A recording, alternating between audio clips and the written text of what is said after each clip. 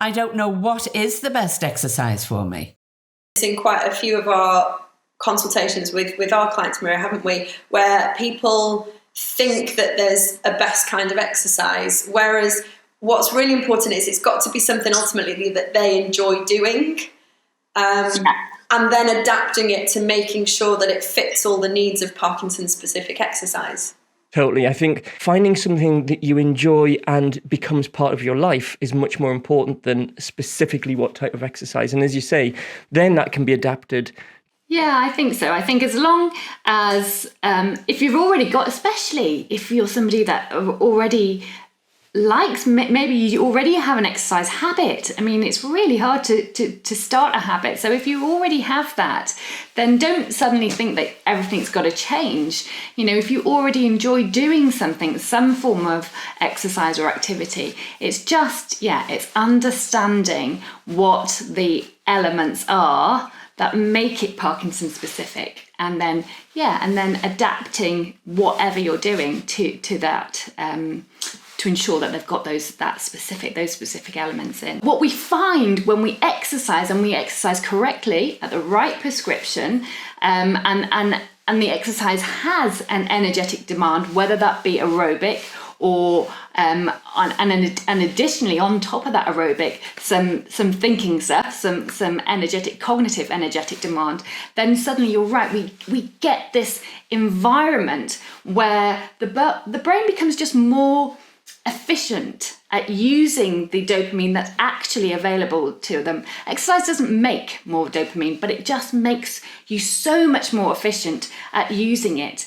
And you're right, we are seeing what we see from the research from the clever scientists that are doing all this work for us, is that we get an adaptation in the circuitry. There are circuits that weren't used for movement before, and suddenly the brain it's learning. It's doing what it was born to do, it's made to do. Our brain will never ever stop learning. And so that's what it does. It finds new ways, it problem solves, it finds new ways, and it changes the circuits it uses for movement and adapts circuits that weren't used for movement before to become used for movement. But you're right, it's about repetition. It's about continually repeating over and over those movements.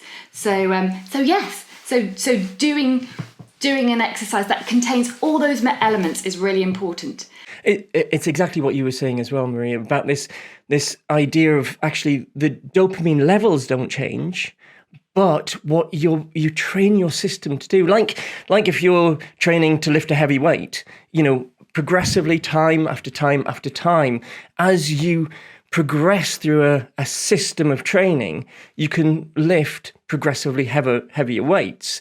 Like that, the brain, time after time, as you say, repetition after repetition, putting the brain into this sort of state of change, challenging it, and then also nurturing it in kind of at the same time, really, that you are actually creating this environment of change. That's key as well, isn't it? The understanding, so what you were saying, Maria, about understanding why we exercise, because then it drives you more, I think, to be able to think, well, I'm doing this because, rather than just, I've had a prescription, I've got to do this is how often I've got to do it, and it becomes more of a chore. Whereas if you've got an understanding or an appreciation of all those things that happen chemically within the brain and how it is so useful, and it's got to be a strong motivator.